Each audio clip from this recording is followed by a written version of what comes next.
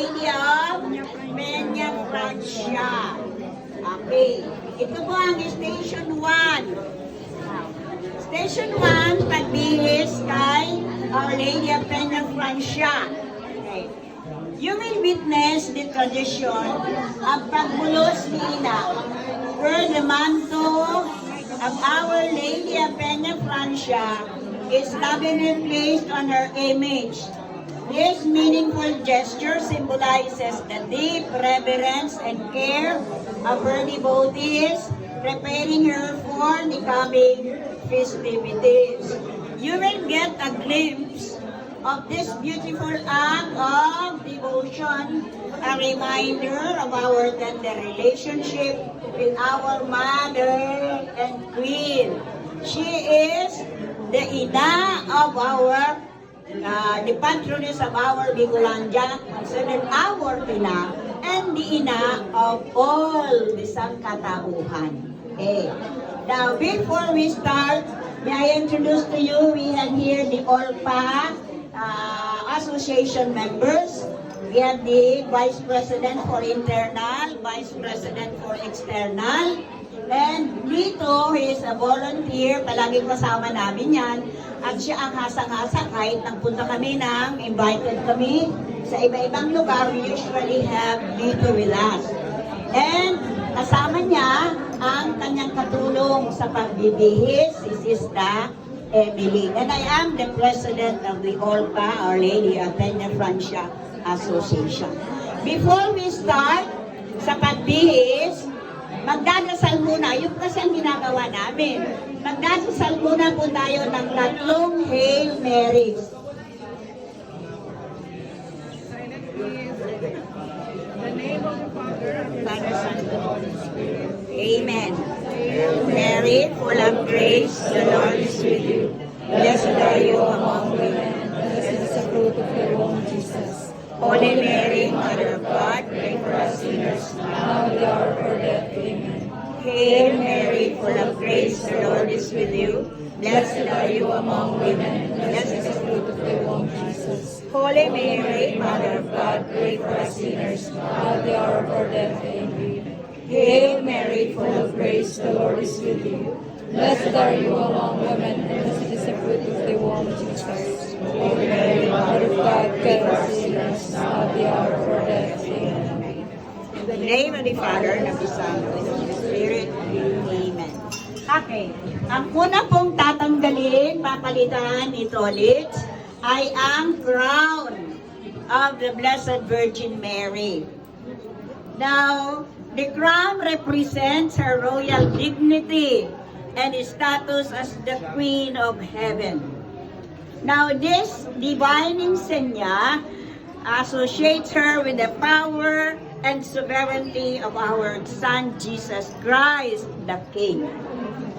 Now, sunod po ang tatanggalin niya ay ang insignia, ay ang aureola. Now, nakikita niyo po ang aureola. Anong nakikita niyo? Ha? 12 stars. Now, ang 12 stars symbolizes the old tribes of Israel in the Old Testament. And the 12 apostles in the New Testament.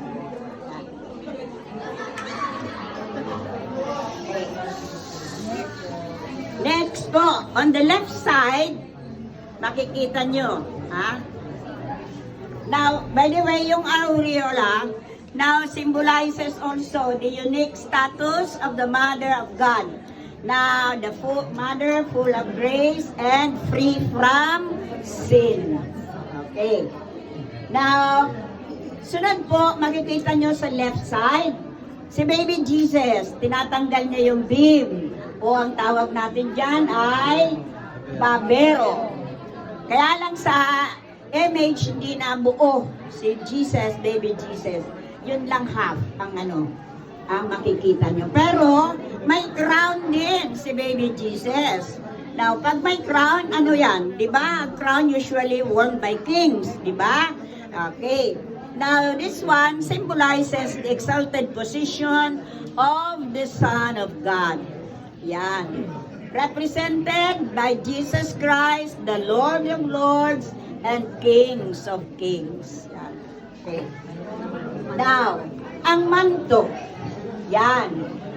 Ang manto, ilang beses ba natin yung pinapalitan, Tolits, during ordinary times? Okay, ordinary times, once a week lang kami pumapalit ng manto. But, pag malapit na ang fiesta, mas marami. So, every day halos kami nagpapalit ng manto. Bakit? Marami ang mga devotees coming from different parts of the world and parts of the country na may dala-dalang manto na ibig nilang ipagamit. Then, kinukuha nila ulit, inuuwi. Bakit ba? Ang manto kasi, ang paniniwala nila, pag meron silang manto, and then meron silang sakit, doon sila humuhugot ng comfort from ina. Comfort and healing. Also, sa manto din, doon sila nagpapasalamat kay ina for the graces and blessings received.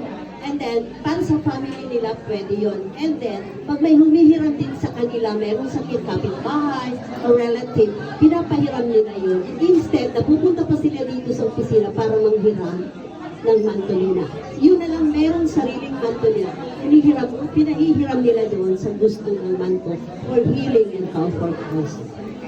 Yun nga, malaki ang deep devotion. Talagang na, ang devotion nila, ang paniniwala na through ina, their prayers will be granted by our Lord. Pag ang ina ang humihiling, di ba? Tayo, palaging granted tayo, di ba? So, mahalaga rin yung papel ni Mother Mary bilang Mother of Christ. Okay? So, yung ibig, kung gusto nyong bumili ng manto, at ating isuot for one day, you get it back when you go home. Pwede yun. Bumili kayo dyan sa souvenir shop, mayroon yan 1,500. Isuot natin, then when you go home, you bring it. Kasi kung may mga may sakit, may blessing talaga. May mga sakit, may gusto nyo magpasalamat, pwede nyo gamitin to. Ilalagay nyo kung saang parte. Gaya ng nangyari noon kay Robles Tubatero, ayan, kay Robles. Okay. Now, siya palaging may sakit. So, ginawa niya, nagpagawa nga siya ng litrato at again, nakatapos siya, nakapagpari siya. Now, yun ang deep devotion, pagmamahal kay ina ang pinapakita dito. Okay? Now, tapos po, magpe-pray tayo ng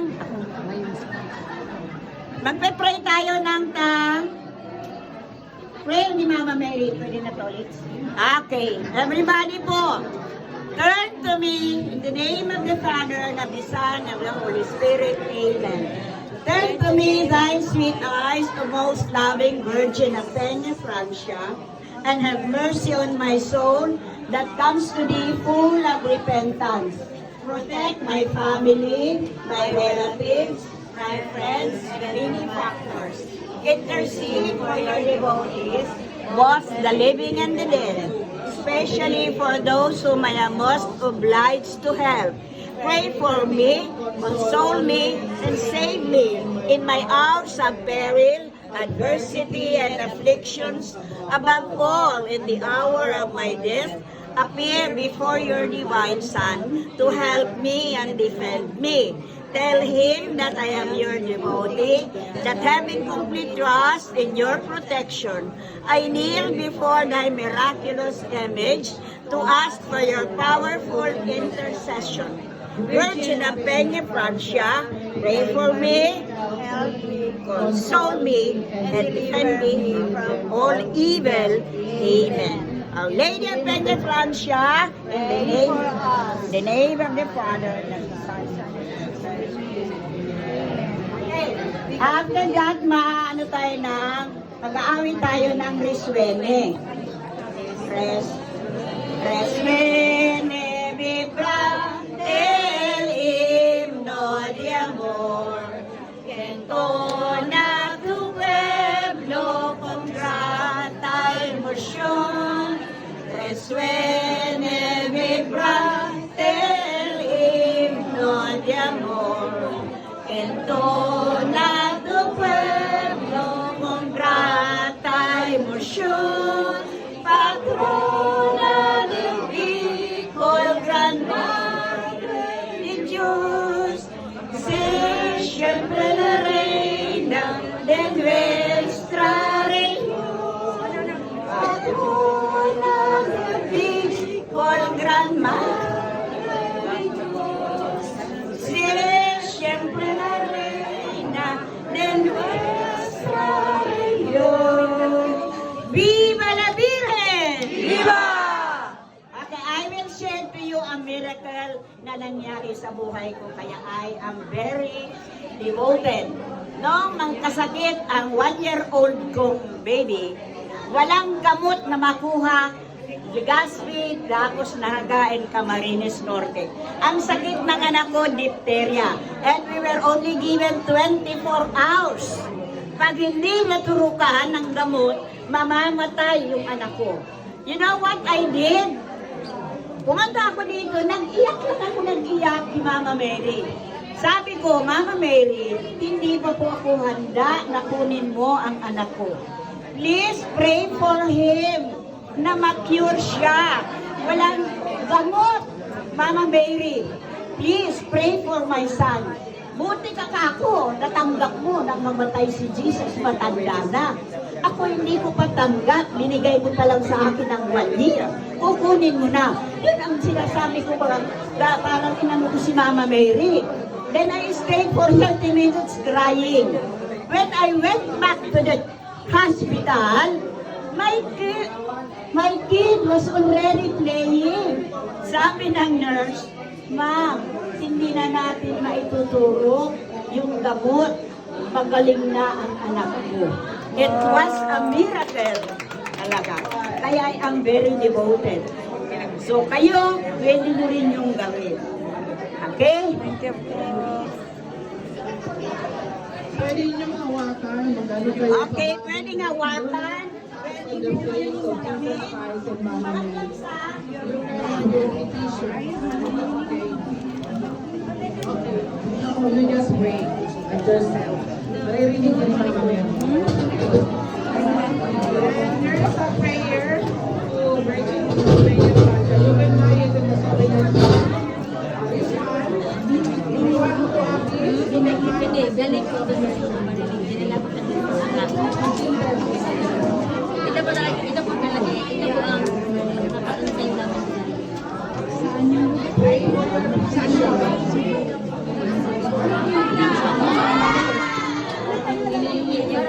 Senyora Santa Ana.